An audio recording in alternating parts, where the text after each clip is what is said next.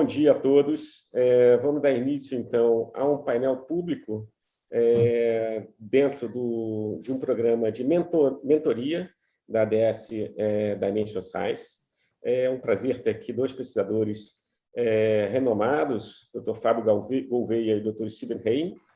Então, vou fazer uma pequena apresentação sobre o que é a ADS. A ADS é uma instituição americana, sem fins lucrativos, com sede em Washington. Foi fundada por uma cientista brasileira, a Márcia Fournier, com o objetivo de promover a inclusão de minorias na ciência, fornecendo bolsas de estudo para acesso a programas de ensino superior, pesquisa científica, inovação, intercâmbio internacional para esses pesquisadores. A ADS tem várias iniciativas, essa é uma delas, mas tem várias outras iniciativas. Eu recomendo fortemente vocês visitarem o site da ADS e verificar as iniciativas que nós temos. Outro ponto importante é que a ADS depende de doações. Então, é uma instituição sem fins lucrativos que depende de doações para poder, então, dar as bolsas para os cientistas aqui no Brasil. Bom, esse painel hoje, ele é parte do The S-Bridge Mentoring Program 2021. Então, é o saldo dos bolsistas do The S-Bridge 2021, os 7 bolsistas. É um fórum público, então a gente vai estar aberto para toda a comunidade que esteja interessada em ouvir. E eu passo agora a apresentar nossos conferencistas de hoje, nossos participantes. Fábio Gouveia é tecnologista de saúde pública da Fundação Oswaldo Cruz, é líder de um grupo de pesquisa de dados, redes e metrias, pesquisador também da rede Zika, é biólogo, formado pela UFRJ, mestre em microbiologia e imunologia e doutor em química biológica, e desenvolve pesquisas na área de ciência de informação, ênfase em estudos métricos da informação, e também tem participado muito em divulgação científica. Então, eu queria agradecer ao Fábio por estar participando aqui do nosso painel. E o nosso outro convidado é o Dr. Steven Hein, que é professor titular da UFRJ, cientista colaborador do Instituto Dorn em Pesquisa e Ensino, possui graduação em Ciências Biológicas, também pela UFRJ, mestrado e doutorado pela mesma universidade, e pós-doutoramento em Neurociência, Universidade de San Diego, e instituto também em pós-doutoramento no Instituto de Pesquisa Scripps, nos Estados Unidos, em 2005. É membro afiliado da Academia de Ciências da América Latina, membro afiliado da Academia de Ciências do Mundo em Desenvolvimento, TWAS, e também atua fortemente na divulgação científica, sendo colunista do programa de Conversa com Bial, da TV Globo, colunista do MIT Technology Review e apresentador do podcast Trip Consciência, da revista Trip. Muito obrigado, então, Fábio e Stevens. Eu vou dar um pequeno painel, que talvez seja um painel um pouco depressivo do que é a situação atual da nossa ciência, antes de a gente começar a entrar nos pontos-chave, que é como revitalizar a ciência no Brasil agora. Bom, a ciência vem em frangalhos já há um bom tempo, mas ela recebeu uma punhalada fatal no dia 7 de outubro, quando a Câmara de Deputados aprovou, a pedido do ministro da Economia, um corte de 92% em um crédito suplementar que seria destinado para o Ministério da Ciência e Tecnologia por um projeto de lei do Congresso, PLN 16. Isso significou um corte, a gente iria receber 690 milhões, a gente vai receber 55 milhões. Várias instituições, várias sociedades e entidades científicas reclamaram, ou seja, entraram em contato e escreveram uma nota, entre elas a Academia Brasileira de Ciências, a Sociedade Brasileira para o Progresso da Ciência, e na nota, cujo título é A Manobra do Ministério da Economia afronta a ciência nacional, as entidades pedem aos parlamentares, aí no caso do Senado, para reverter a mudança, falando textualmente, essa é uma questão de sobrevivência da ciência e da inovação no país. Segundo dados da Fernanda de Negri, que é uma pesquisadora do IPEA, Instituto de Pesquisa Econômica Aplicada, que é vinculada ao Ministério da Economia, desde 2013, o orçamento em ciência e tecnologia perdeu 52% do seu valor. Então, atualmente, ele é um quarto do que era há 2 décadas atrás, sendo que a gente tem 4 vezes mais cientistas do que há 2 décadas atrás. O Conselho Nacional de Desenvolvimento Científico e Tecnológico, o nosso CNPq, que é a principal agência de fomento da ciência, vinculado ao MCTI, perdeu 90% do orçamento nesses últimos 10 anos. Então, do valor atualizado de 263 milhões, em 2010, ele tem apenas 24 milhões atualmente. Né? O Ministério da Educação, outra peça-chave do sistema, sofreu um corte de 50% de 2013 a 2020.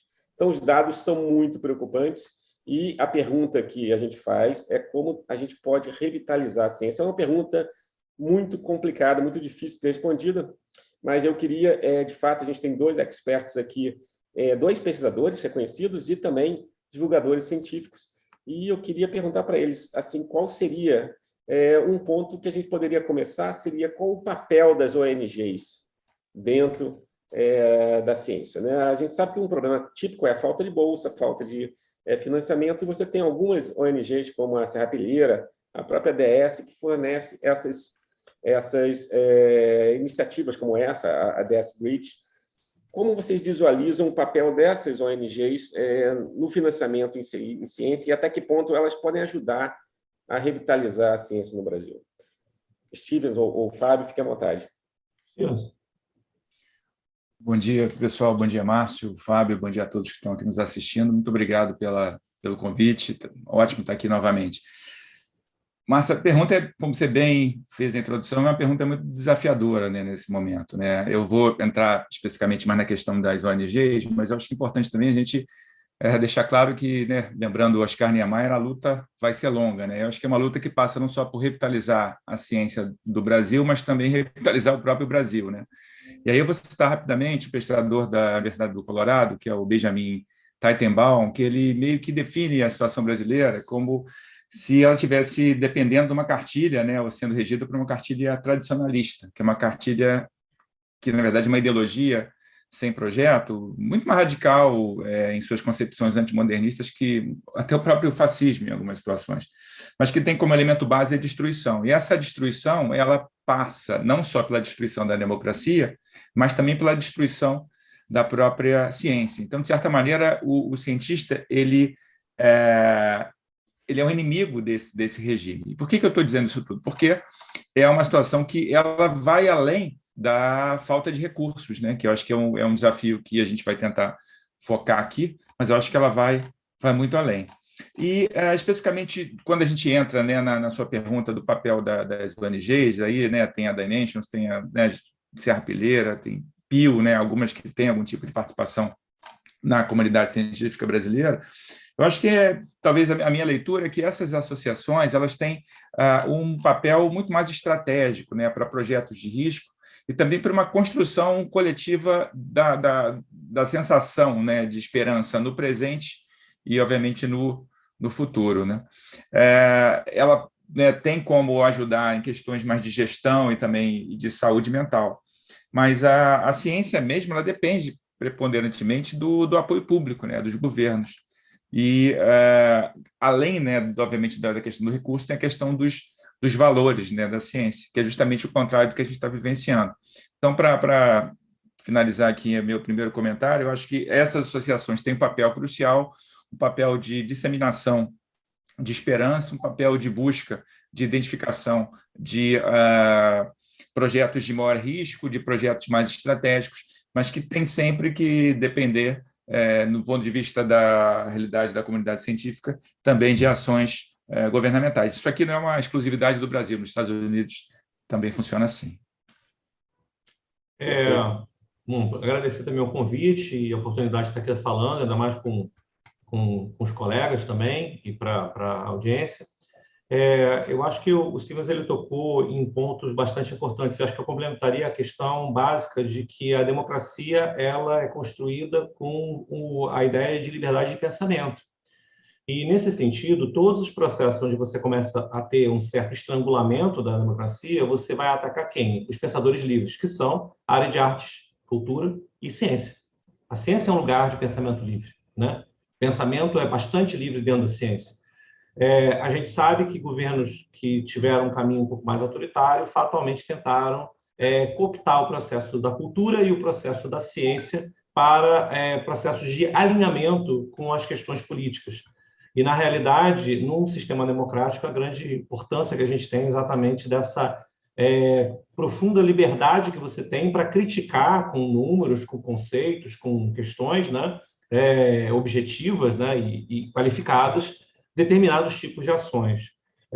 Eu acabei de voltar de um período de férias em Portugal, uma semana, e o que mais me impressionou foi exatamente a postura do governo português diante de uma situação como a gente está vivendo da pandemia, que imediatamente, por um determinado momento, com o crescimento dos casos que estavam acontecendo na Europa, reuniu a cúpula toda do governo, os partidos de oposição de situação, com especialistas científicos para poder pensar quais seriam os próximos passos, né, em relação à pandemia. Isso demonstra, né, uma maturidade política também incrível, né? Portugal viveu também uma situação muito interessante no fato de que, assim que a pandemia se avizinhou e a coisa começou a se consolidar, tanto oposição quanto situação sentou junta e pensou o básico e fundamental. Estamos diante de uma crise sanitária de dimensões, né, absolutamente não previstas, né? E nesse momento as nossas diferenças se desfazem. Nós temos que entender que nós temos que salvar o nosso país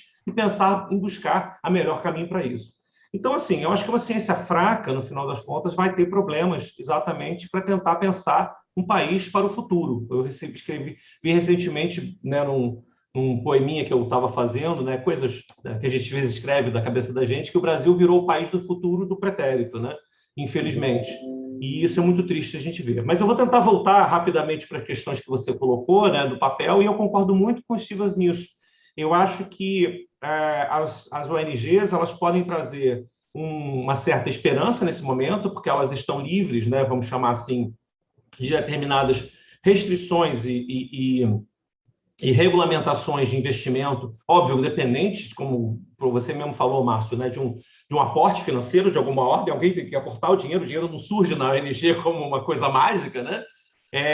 Mas elas conseguem tentar trabalhar isso e também trabalhar a ideia de investimento em coisas que às vezes o governo não está disposto e que deveria até estar disposto, né? Porque eu acho que governos como o próprio governo norte-americano, o governo da Coreia do Sul, outros governos que pensam na questão de inovação, eles fazem sim investimentos do tipo que o Serra Pilheira faz, quer dizer, eu estou exatamente buscando aquele experimento que pode revolucionar tudo, mas pode não dar em nada, porque é uma aposta que nós queremos fazer nisso, né? E essa é uma coisa que governos que entram num pragmatismo econômico começam a dizer, não, eu preciso investir naquilo que eu meço um resultado, quase transformar um processo quase mecanicista, né, da ciência, né, como se ela fosse o input de um dinheiro de um lado que sai exatamente em 100% do caso, 70% dos casos, o resultado do outro lado, né? Eu acho que como cientometrista que sou, né, pessoa que mede, tenta medir as produções acadêmicas científicas, de um lado, eu também fico, às vezes, muito preocupado com essa questão dos números, apesar de eles serem necessários para a gente acompanhar. Não, legal. Eu acho que eu, né, compartilho a visão de vocês. E você, Fábio, comentou uma coisa que também foi ventilada no último encontro que a gente teve no ano passado aqui, esse papel inovador, de alguma forma, dessas instituições, dessas ONGs, né, como, por exemplo, a Serra Pilheira, inovador no Brasil, né, para dizer de uma forma direta, porque isso já acontece em outros países, de investir em projetos de alto risco. E a gente chegou a comentar aqui na última reunião essa brisa nova, ou seja, é uma forma de entrar, ventilar a ciência, né, com ideias novas que, por alguma razão, seja política, seja por conservadorismo, elas não são ventiladas na comunidade científica. Então, o caso da Serra Pilheira, com esses projetos de alto risco, representa bem isso. O caso da Dimension Science, financiando, né, minorias, né, específicas com o intuito de promover uma maior diversidade na ciência. Eu acho que isso traz um componente que, por mais que, né, por menor que seja, né, é enriquecedor do ambiente da comunidade científica, né? Então, é exatamente esse ponto que vale a pena, mas, de fato, né, genérico, se você considerar o número total, os valores totais, né, esses valores que são para fomento à ciência ou então para bolsas, ele é um valor muito, muito pequeno comparado ao que o Estado é responsável, né? Então, o impacto em si é um impacto muito reduzido. Eu concordo totalmente com vocês. E aí, dentro dessa perspectiva, ou seja, o impacto é reduzido, a gente está com pouco dinheiro, o Estado tem financiado muito pouco a ciência. Qual é o papel que vocês veem, e vocês sabem muito bem isso, porque vocês são divulgadores científicos já há muito tempo, né, e contribuindo de uma forma muito positiva nesse lado. Qual o papel da divulgação científica nesse contexto? Qual o papel que ela pode trazer, não a curto prazo, mas a médio prazo, a longo prazo, para que essa situação que a gente tem no Brasil hoje seja revertida, né? Que a gente, daqui a 5 anos, esteja discutindo não mais revitalizar a ciência, mas sim, né, outros temas de mais relevância para a comunidade científica, né? Eu queria aproveitar, antes do Fábio e do Stevens falar, convidar os bolsistas da ADS, né, os 7 bolsistas, a mandarem perguntas, a darem a opinião deles sobre qual seria o caminho. É muito importante ouvir de vocês o que vocês acham, né? E eu participei da seleção de vocês na ADS Brits, eu acho que vocês com certeza têm muito a contribuir. Bom, então, essa é a pergunta. Qual o papel da divulgação científica na atual situação do Brasil?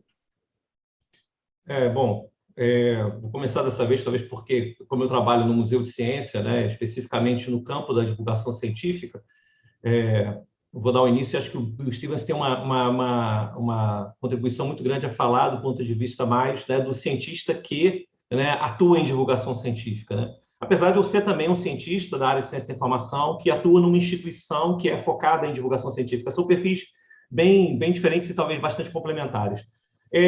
A primeira questão que eu acho assim, é que a divulgação científica tem um papel central na capacidade que você tem ao longo do tempo e com um processo, né, que vai acontecendo, de fazer com que a população comece a entender um pouco mais o que é ciência. Tem uma live que eu super recomendo que seja assistida, que acabou de ser feita há poucos dias, pelo Átila Yamarino, com José Alencar, falando, se eu trocar o nome agora, me desculpem, mas acho que é José Alencar o nome dele, falando exatamente sobre a questão de medicina baseada em evidências. E quando ele vai discutir medicina baseada em evidência, ele vai discutindo uma série de questões do processo científico e quanto esse processo científico, às vezes, ele não está sendo utilizado, não está sendo visto do ponto de vista cotidiano de relações como a relação com a medicina, né? Como a relação médico-paciente, né? E o quanto isso pode interferir em uma série de coisas. Então, acho uma live assim, sensacional nesse sentido. O papel da divulgação científica tem muito a ver com isso. O Jorge Wagensberg, que era um físico, né, que foi criador do Museu La Caixa, lá em Barcelona, ele tem um texto dele dizendo exatamente sobre isso, sobre a importância que você tem para o cidadão do futuro, dele ser capaz de entender o que é o processo científico, né, para que ele possa estar exatamente como sendo um participante dessa discussão mais ampla na nossa sociedade, porque nós vivemos uma sociedade cada vez mais entremeada por questões científicas. A gente, para não ser repetitivo, vejamos todo o processo da pandemia, o quanto a questão de ciência é central nisso.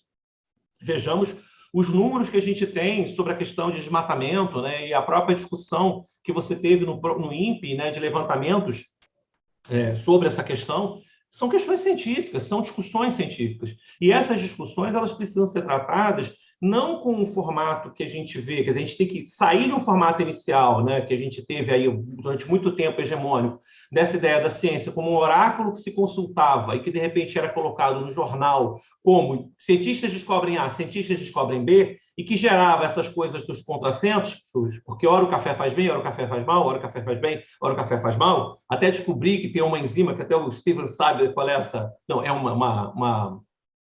um gene que tem responsabilidade por dar essa diferença, né, entre o faz bem e faz mal para determinadas pessoas, em determinadas quantidades, enfim, né? E entender que o processo científico é muito mais complexo, né, do que meramente um processo de você ir para um laboratório, né, fazer um estudo e decretar verdades, né? A gente decreta, no final das contas, um conhecimento, né, que é o conhecimento melhor estabelecido, da melhor qualidade possível, com o maior conjunto de evidências possíveis, e que, nesse sentido, né, deveria ser priorizado contra o que praticamente não tem evidências. Enquanto nós tivermos um sistema onde você vai para um programa jornalístico e você faz um debate entre um terraplanista, né, e vou brincar com o termo que o pessoal usa, terrabolista, né, a gente está com um problema, porque não existe um debate entre essas duas hipóteses, né, dentro de um mesmo patamar, né?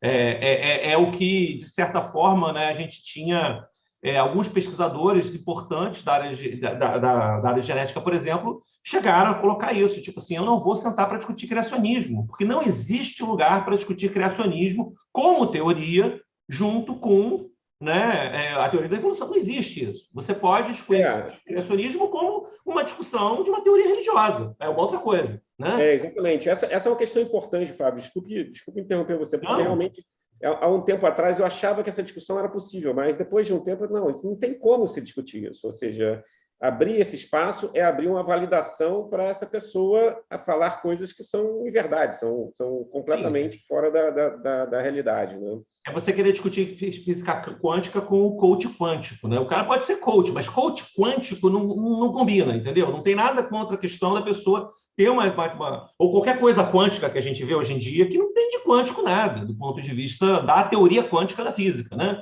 É você dar um mesmo patamar de discussão que não é o mesmo, apesar de você poder ter várias discussões interessantíssimas do ponto de vista do coach, que é outra história. Por isso que eu estou separando muita coisa, mas é você considerar uma coisa com a outra quando ela não tem uma relação direta, ela não está na mesma linha de discussão. Por isso, até o respeito que eu quis colocar aqui na coisa do criacionismo. Quer dizer, como teoria religiosa, está ótimo, entendeu? Agora, como teoria científica, ela não é.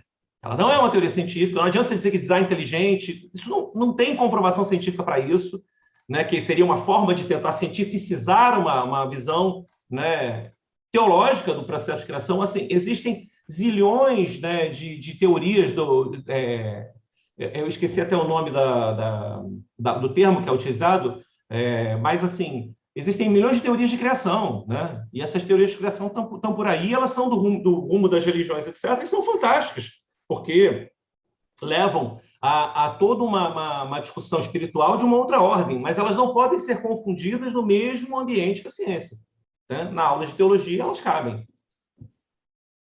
Perfeito. Stevens, qual a sua posição? Você realmente vem colaborando, e aí eu quero, depois da opinião do Stevens, tocar em outro ponto dentro da divulgação científica, né? Do ponto de vista institucional, né? Ou seja, o Stevens vem trabalhando, mas ele tem uma iniciativa muito pessoal dele, por se interessar por divulgação científica e verificar o papel, a função, né? Mas depois a gente vai para isso. Stevens, qual é a sua visão em relação ao papel da divulgação científica nesse papel de revitalizar a ciência, né? Como ela poderia atuar?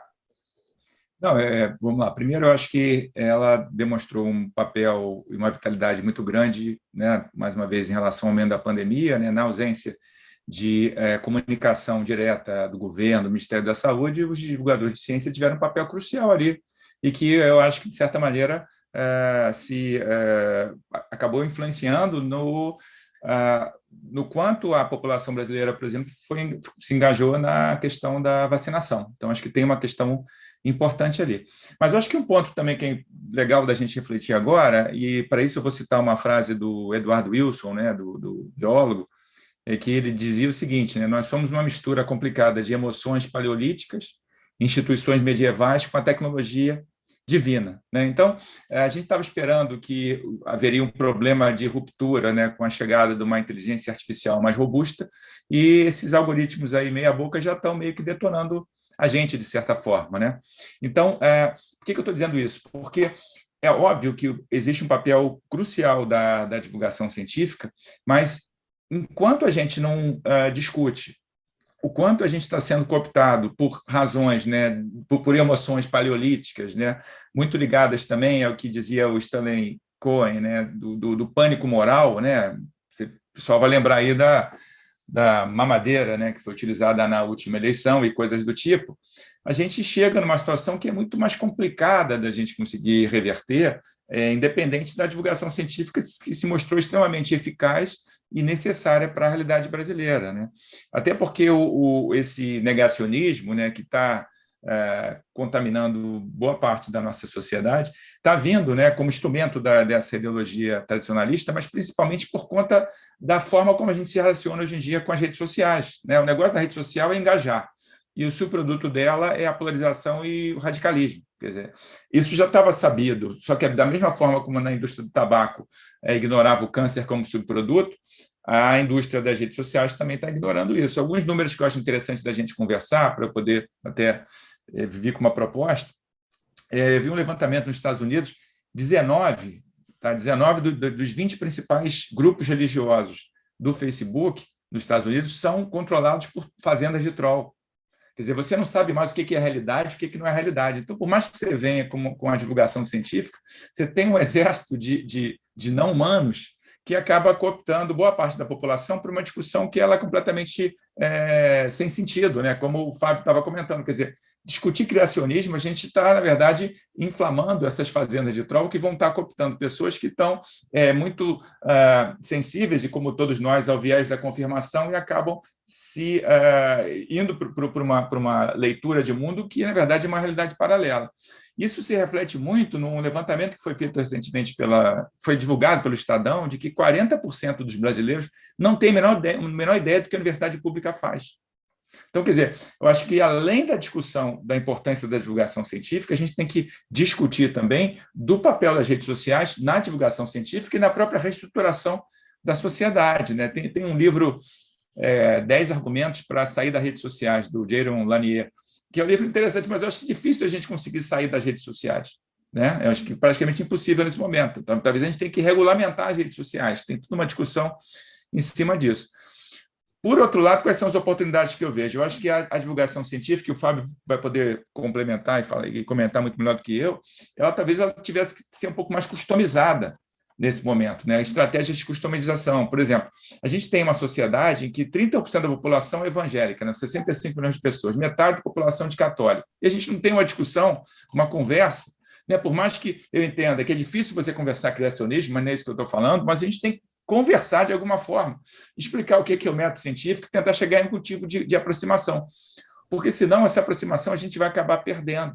Então, eu acho que tem uma necessidade, talvez uma oportunidade da gente conseguir se aproximar de pessoas que têm correntes ideológicas e filosóficas distintas e tentar pegar parte dessa população que não está simplesmente contaminada pelo que dizem as fazendas de troll e tentar chegar em algum nível mínimo de conversa. Porque, mais uma vez, eu acho que a divulgação científica teve o seu papel de engajamento, de engajar a sociedade brasileira para a vacinação. Então, a gente consegue em algumas situações, mas é preciso que isso seja talvez um pouco mais customizado.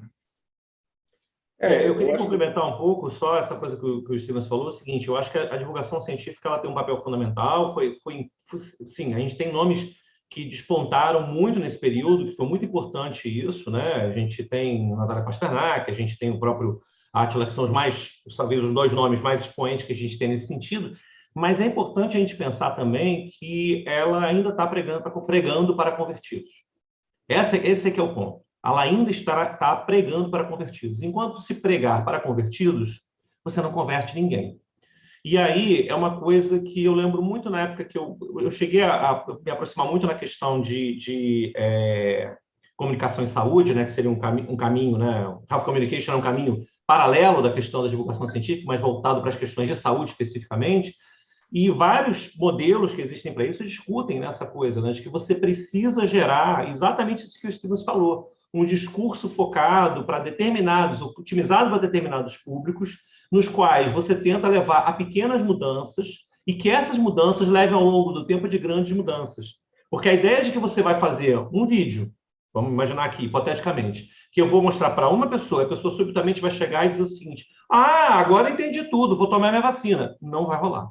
Isso não vai rolar. Se a pessoa ela tem uma série de argumentos contrários, ela vai, no primeiro momento, ter uma sensibilização para começar a raciocinar sobre o tema e vai precisar de outro vídeo, vai precisar de mais outro vídeo. E essa linguagem, desde o começo, ela tem que estar otimizada a conseguir trazer essa pessoa para dentro de um outro processo de olhar, né, para abrir a mente dela, olhar outros conjuntos de evidências e, com isso, se questionar e tentar ver se ela vai mudar. Claro que não é uma estratégia meramente de convencimento, né?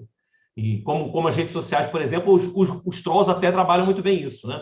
Com um modelo muito bem desenhado de clickbaits e outras coisas, né, para tentar exatamente fazer, com esse viés de confirmação, aprofundar uma determinada visão.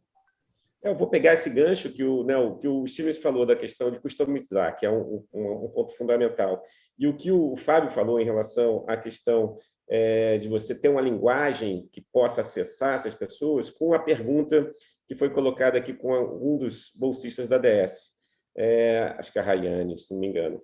Ela comentou que tem cientistas que ficam só preocupados em publicar em grandes revistas, que estão interessados simplesmente a não ter nenhuma interação com a sociedade, e acabam ficando isolados do restante da sociedade, porque eles precisam publicar muito e tudo mais. Então, eu acho importante essa discussão, porque, como o Stevens falou, como o Fábio falaram, como o Fábio falou, ou seja, ter uma linguagem de divulgação científica é uma coisa que demanda tempo, demanda estudo, demanda cuidado, e isso é um trabalho a ser feito. Eu acho que quando o Stevens vai dar uma entrevista, ou vai fazer um podcast, ou quando o Fábio vai estar no Museu da Ciência, vai estar trabalhando no Museu da Ciência, eles trabalharam durante um bom tempo para poder ter essa linguagem e acessar esse público de uma maneira adequada. E eu acho que isso falta, a gente como aluno, como ex-aluno e também funcionário da UFRJ, a gente conhece bem isso, ou seja, a UFRJ é uma gigante, produz ciência, é a segunda maior universidade em termos de produção científica, ou a segunda ou a terceira maior do Brasil, e o sistema de divulgação científica dela é péssimo, por mais que trabalhos tenham sido feitos, ou seja, para melhorar isso, existe uma constante busca da melhora, mas o setor de divulgação científica da UFRJ ainda precisa melhorar muito. É um lado que precisa ser aperfeiçoado. Como vocês veem esse dilema? Porque a gente é cobrado por produzir para ter uma produção científica adequada, senão a gente não recebe financiamento. Mas, ao mesmo tempo, a gente não pode se distanciar da divulgação científica. Qual seria a solução? Porque a gente, na UFRJ, pelo menos, a gente é responsável por quase tudo, e também divulgação científica. Na Fiocruz, eu acho que a Fiocruz tem uma instituição, mais institucionalizada a questão de divulgação científica. Então, eles realmente se aprimoraram nesse lado, tem o Museu da Ciência, que é um ótimo trabalho. Mas como é que vocês veem isso para o professor que está lá no laboratório dele, é um bom cientista e quer trabalhar com divulgação científica, mas para isso precisa de tempo e precisa de estudar e de estar lá envolvido com isso. Como é que vocês veem essa dicotomia aí? Como resolver isso em instituições como universidades federais e institutos de pesquisa? A gente alternar aí. Ótimo. Bom, primeiro, fazendo um gancho com a pergunta que foi feita, Márcio, eu acho que tem uma questão cultural, dentro da nossa comunidade, dessa dificuldade de se comunicar. E aí eu lembro daquele livro do Peter Medawar, Advice to Young Scientists, que diz um pouquinho dessa... A gente vem com uma série de ranços, de invencibilidade, uma série de ranços que nos afastam da sociedade. Coisa essa que não necessariamente acompanha a própria história da ciência. Em alguns momentos da história havia uma aproximação muito maior do cientista com a sociedade. Especificamente em relação ao teu comentário, do quanto que o cientista, de uma forma individual, deve se engajar, eu acho que é uma questão muito mais dele. Mas isso não pode ser o único caminho do ponto de vista institucional. Eu acho que a UFRJ e outras grandes instituições têm uma infinidade de boas notícias, de conhecimento para ser compartilhado. E isso está falhando muito. Aí eu gosto muito do exemplo da USP, um exemplo relativamente recente da USP, que foi contratar o Ayrton Escobar, que é um dos principais cientistas, jornalistas, melhor dizendo, de ciência do país, que hoje em dia é da USP, e ele consegue fazer com que o jornal da USP tenha uma repercussão e paute, inclusive, os grandes veículos de imprensa. Então, essa definição, primeiro, o entendimento da divulgação científica, do jornalismo científico, de como eles podem se completar numa questão de comunicação, isso é importante, e aí tem que ter uma decisão estratégica da instituição, no caso, uma instituição grande como a UFRJ, para buscar, olha, a gente precisa comunicar melhor.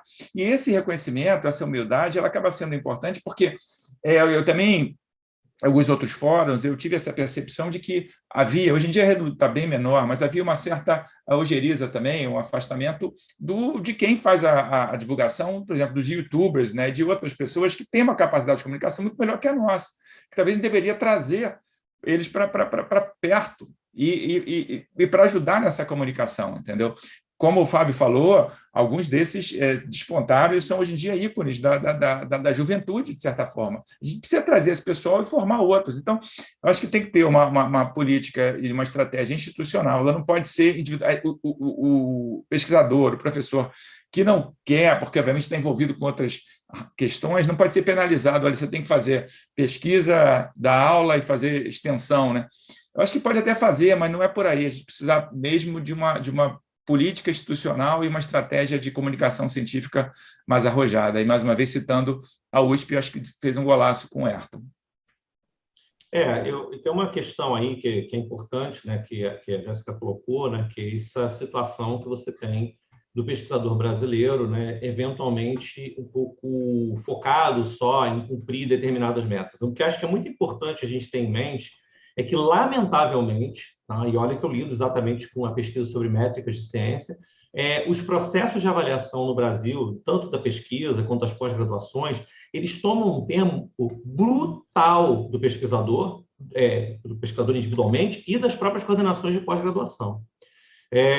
Eu conversando uma vez com um pesquisador da Universidade Leiden, ele falou, olha, se nós fôssemos fazer o que vocês fazem, nós estaríamos produzindo 20% do que nós produzimos de ciência.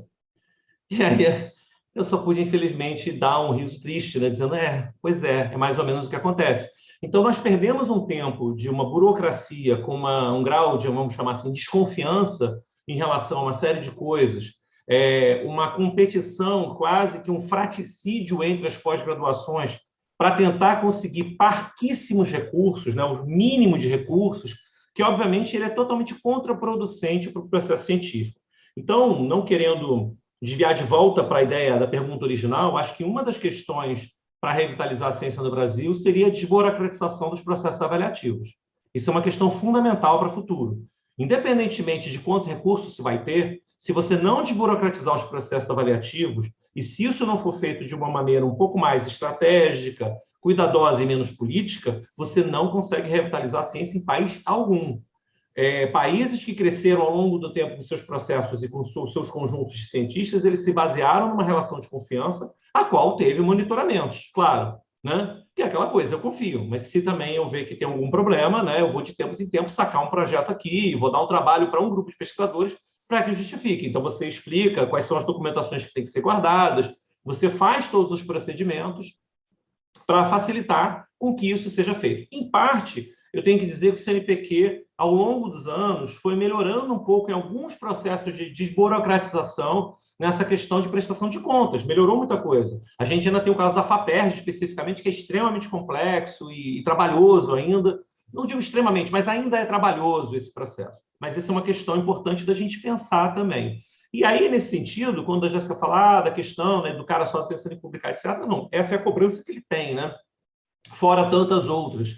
E eu concordo também com um dos comentários que está aqui no chat, que é isso, assim, que acho que eu vou retomar uma visão, uma colocação que foi feito muito tempo atrás pela Suzana Herculano, né, numa discussão sobre esse papel do cientista, quem é esse cientista no Brasil e que tinha que ter uma carreira. Eu nem acho que exatamente a solução é a que ela propôs da questão da carreira científica, mas o problema que ela coloca claramente, né, de que existe um problema na definição da carreira de cientista no Brasil, que é extremamente ancorada numa posição absolutamente precária, que é do bolsista, com valores que são absolutamente defasados, porque hoje em dia, se nós fôssemos corrigir o valor da bolsa de mestrado pelo que ela valia no início do governo Fernando Henrique, em 1995, ela seria, hoje, o equivalente a R$ 5.800, pelo DIEESE, corrigido pelo DIEESE, que acho que é o melhor indicador que a gente tem, porque fala do salário mínimo real e de custo efetivamente de vida, não são esses índices que vão sendo manipulados ao longo do tempo. Tem gente que adora usar dólar e falou, bom, o dólar influencia o nosso dia a dia, mas a gente não come diretamente dólar, né? Como diz até um político que fala, não, mas o dólar faz o pãozinho e tal. Não, tudo bem, ele influencia a nossa vida, o dólar diretamente, a gasolina, né, está sendo influenciada por isso, né, o trigo influencia, mas a gente não come diretamente dólar, a gente tem uma influência em função do dólar. Mas, enfim, acho que isso é uma coisa que é importante da gente pensar, que enquanto a gente também não melhorar esses valores que existem hoje para os bolsistas, que são, no final das contas, pessoas diretamente envolvidas na produção da ciência no Brasil, a gente está com um grave problema, né? Eu acho que foi interessante você colocar essa questão da profissão. Eu acho que pode ser um gargalo também, né? Ou seja, a profissão de cientista, né? Eu acho que até a Jéssica Plácico, que é uma das bolsistas, colocou, ou seja, falta a profissão de pesquisador no Brasil. Você abrindo a questão do pesquisador, você também pode abrir uma fronteira em pessoas que têm uma visão mais de divulgação científica, outras pessoas têm uma visão mais de ciência, propriamente, né, de trabalho experimental. Eu acho que cria essa divisão dentro do laboratório, do instituto, e que pode fazer uma diferença bem grande nessa questão de divulgação científica. A outra saída é isso que o Stevens colocou, ou seja, tornar institucional o processo, né? Eu me lembro que o Robert Lent, lá no Instituto de Biociências, introduziu esse papel, até a Suzana foi uma da Suzana Herculano, entrou como uma vaga para a divulgação científica, obviamente pesquisadores e tudo mais, mas também envolvida com divulgação científica, né? Mas, de novo, é uma ação que, tudo bem, envolveu um instituto, mas ainda longe de ser uma coisa da UFRJ, da institucional, da organização, que faz com que as vagas sejam abertas para pesquisadores e divulgadores científicos, né? Eu acho que tem que ter esse processo, senão a gente não vai continuar dependendo de poucas pessoas, que são pessoas talentosas, que querem contribuir, mas, né, são pessoas restritas, que têm um espectro restrito, tem que ter uma massa crítica maior para que isso funcione de uma maneira mais adequada, né?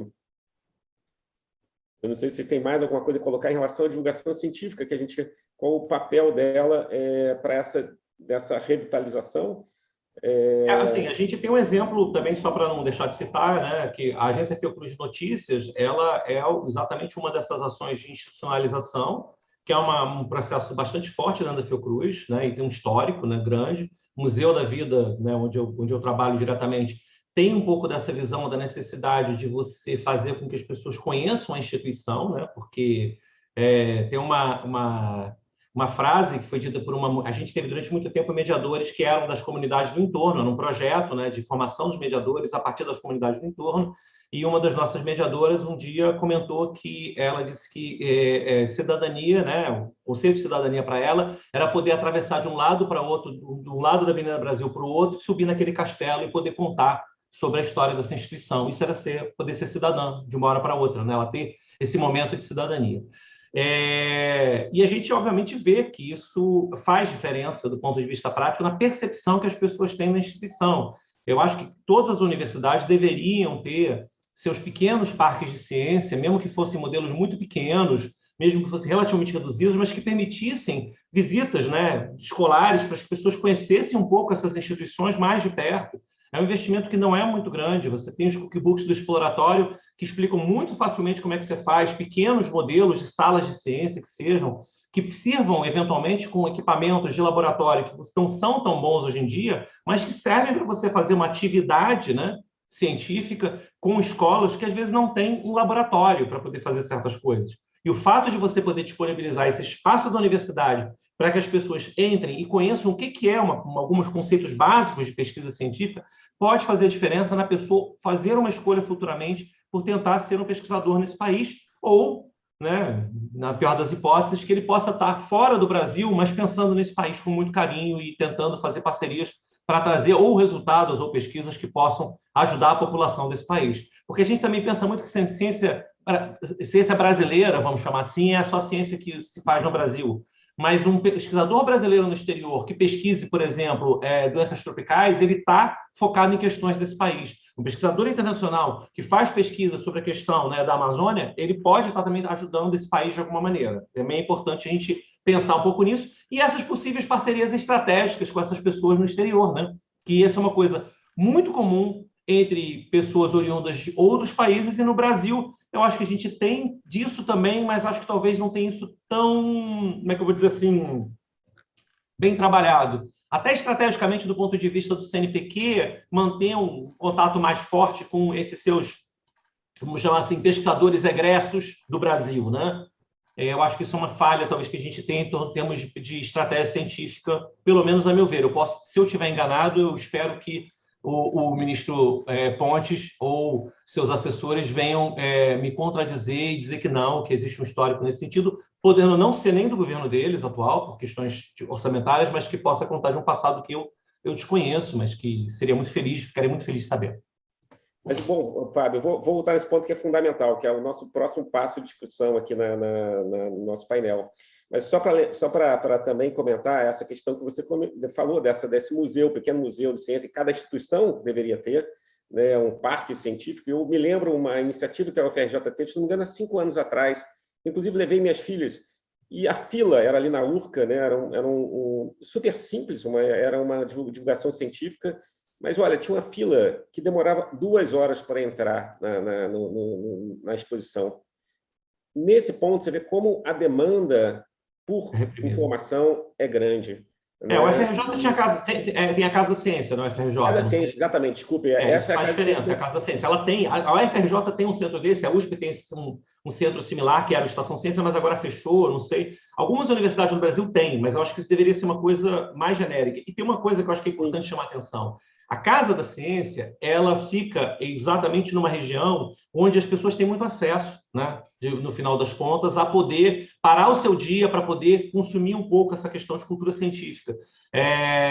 A gente tem, no caso da Fiocruz, uma situação privilegiada, de certo aspecto, de poder estar como num ambiente que normalmente é muito mais carente, né, desse tipo de coisa. E o Fundão também. Então, eu acho assim, que às vezes é importante a gente pensar, né, também nessa questão da desigualdade que existe do acesso a essa perspectiva científica. A Fiocruz consegue ter pelo posicionamento da sua instituição, e o UFRJ poderia ter, com até projetos que tiveram de um parque de ciência no Fundão, que teve uma época sendo pensado. Sim, sim, mas um ponto que é importante que você colocou, que é a nossa próxima pergunta, né? A gente tem visto, né, e no meu laboratório mesmo, meus estudantes de mestrado, todos eles praticamente foram para fora do país fazer o doutorado. Eu fiquei muito contente que eles foram aceitos em universidades importantes na Europa, nos Estados Unidos, mas a gente tem um processo brain-drain, ou seja, drenagem de cérebros, né, para o exterior, muito ativo. Né? Ou seja, a gente tem sofrido muito com isso, pessoas, não só estudantes, mas pesquisadores estão deixando o país, uma velocidade muito grande. Vários reconhecidos deixaram, porque tem oportunidade lá fora, né? E você comentou sobre essa questão das colaborações internacionais de brasileiros fora do país, que ainda assim, como brasileiros, eles entendem os problemas do país, veem como importante, como uma série de doenças que são negligenciadas aqui no mundo e que são importantes aqui no Brasil, em outros países mais em desenvolvimento. Qual é o papel? Ou seja, vocês veem algum lado positivo nessa fuga de cérebros para o exterior, ou só tem um lado negativo, que é o lado que a gente né, conhece, né? Que são pessoas que criaram grupos de pesquisas fantásticos e que, de uma hora para outra, vão embora e deixam uma lacuna aí no conhecimento da ciência. Né? Como é que vocês veem? Qual o ponto positivo se existe um ponto positivo na fuga de cérebros? Começa? Não, é óbvio que, numa situação ideal, eu imaginaria que a gente pudesse estar trazendo mais gente, não só mantendo os brasileiros, mas trazendo outras pessoas, né? Acho que tem uma máxima que eu gosto de usar muito, que é internacionalizar a ciência brasileira deveria ser internalizar a ciência internacional no nosso país. Por outro lado, a situação é tão distópica que a possibilidade de você criar redes, né, no exterior, ela não só é um alívio, né, para os pesquisadores, e que bom, né, Márcio, que seus estudantes têm a qualidade e têm, né, a reputação e têm a condição de poder ir para o exterior. E isso, na verdade, reflete um pouco da qualidade da formação dos cientistas brasileiros. Então, isso alivia, de certa maneira, né, um desespero generalizado. Então, a gente tem que se utilizar dessa oportunidade, né, e, na verdade, conseguir unir as pessoas que estão fora, né? A China fez isso muito bem, Coreia do Sul, né? China, principalmente nos Estados Unidos, em que isso acabou, num outro momento, fazendo com que as redes fossem extremamente fortes e ajudassem a China a despontar em várias áreas do conhecimento, nas quais elas ficaram décadas sem ter nenhum tipo de protagonismo.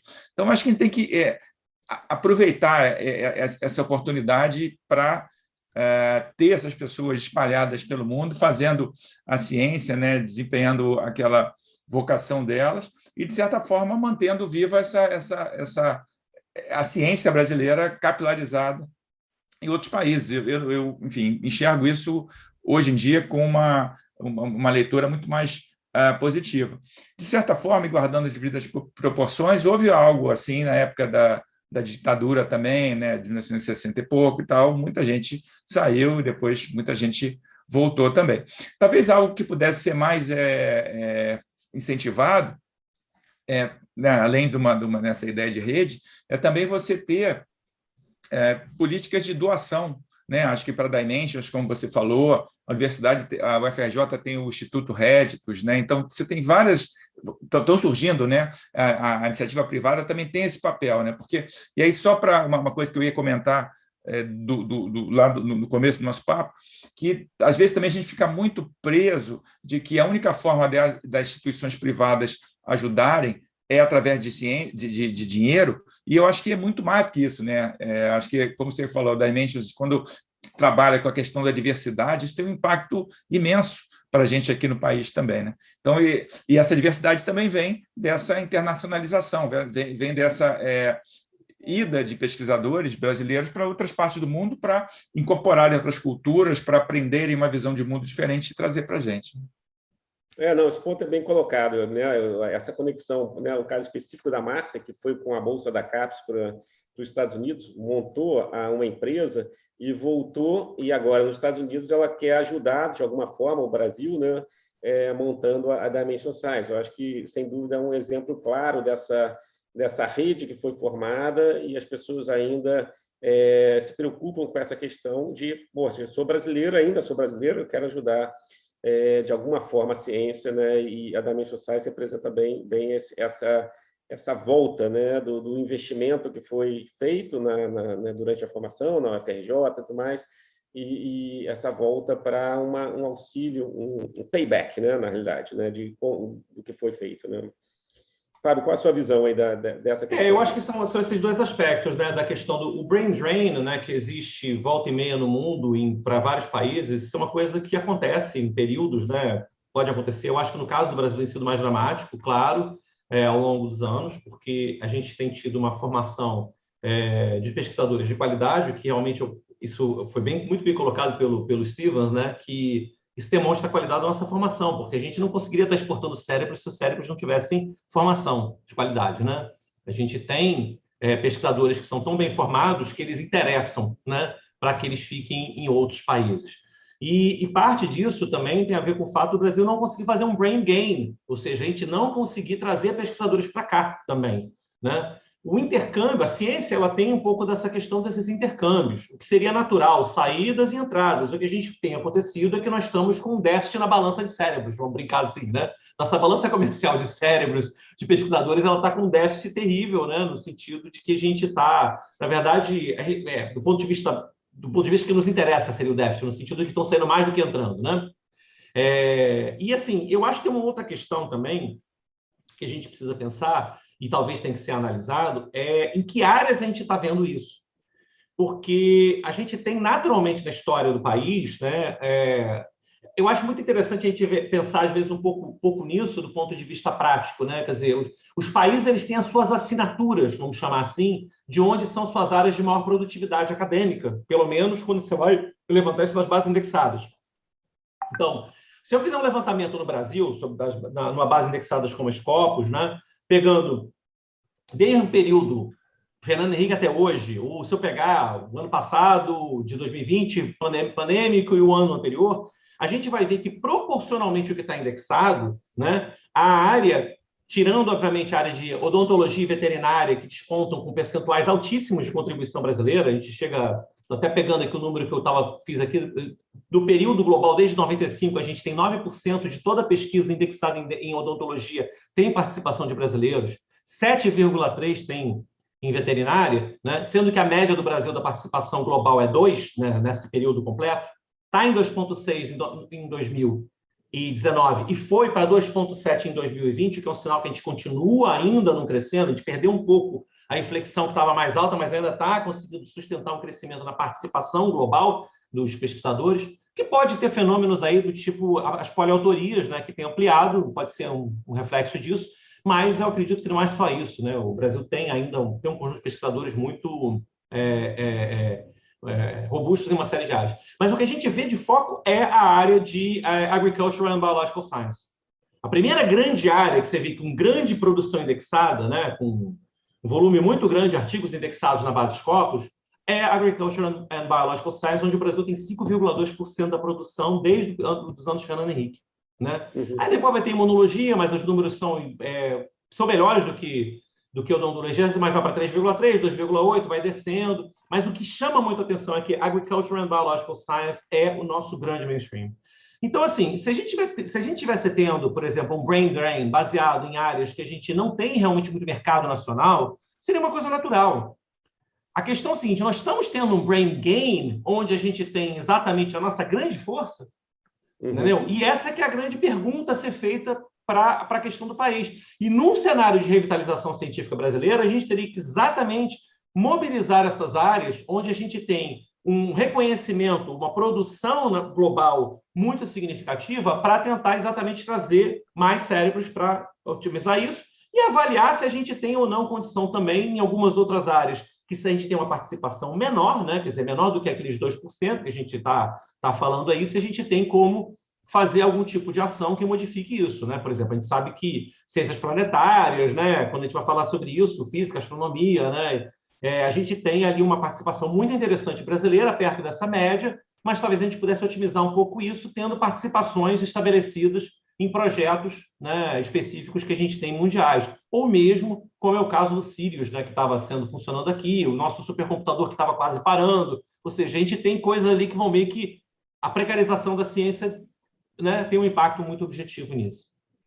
Legal, Fábio, legal. Stevens, a gente está caminhando aqui para o final, faltam 4 minutinhos, e uma pergunta fundamental acabou, o papo está muito bom, muita coisa a ser colocada, muitas colocações fundamentais, mas como vocês veem aí, numa frase só, se é possível, qual o papel da diversidade na revitalização da ciência no país? E aí eu faço, é uma falta minha, eu inclusive recebi críticas, a gente recebeu críticas, que nosso grupo aqui é um grupo formado basicamente por homens brancos, né, heterossexuais, ou seja, a gente faz parte de um subgrupo da sociedade, então é muito pouco diversa essa mesa redonda. Então, a promessa é que no ano que vem vocês serão convidados de novo, não vão deixar de ser convidados, mas vai mais diversidade, vai fazer parte desse painel. E então, eu pediria a você, como a diversidade pode, de alguma forma, ajudar a revitalizar a ciência no país, de uma forma bem rápida e sucinta. Diversidade é fundamental, porque diversidade tem exatamente a ver com representação da sociedade. Se a gente vive numa sociedade que tem toda uma diversidade, ela tem que estar representada em todos os momentos. Então, se você não pode pensar numa revitalização de nada sem você ter a questão da diversidade como pauta. E isso, eu fico muito feliz com a crítica, na realidade. Acho que é uma crítica muito, muito correta e muito bem-vinda. E acho que é uma coisa a se resolver para uma próxima palestra, com toda certeza. Só para complementar o Fábio, há, inclusive, já pesquisas que mostram que, dentro do mundo corporativo, quanto maior a diversidade, maior, inclusive, a performance daquela empresa, né? Então, isso tem que ser... são dados, né, que ajudam a gente a entender, fora toda uma questão de desigualdade que talvez seja o nosso maior problema. Então, talvez o que a gente possa fazer é votar com bastante consciência na eleição do ano que vem, porque isso é crucial para toda essa pauta de diversidade que é, por sua vez, essencial para o futuro do Brasil e para o futuro da nossa ciência. Perfeito. Gente, eu queria de novo agradecer muito a participação do Steven Rein, a participação do Fábio Gouveia, fundamental aqui no nosso painel. Esse painel vai ficar gravado, então eu só queria de novo colocar que a Dimensional Science é uma organização americana sem fins lucrativos, com sede em Washington, fundada por uma cientista brasileira, Márcia Fournier, com o objetivo de promover a inclusão de minorias na ciência, fornecendo bolsas de estudos e em instituições de ensino superior, assim como em pesquisa.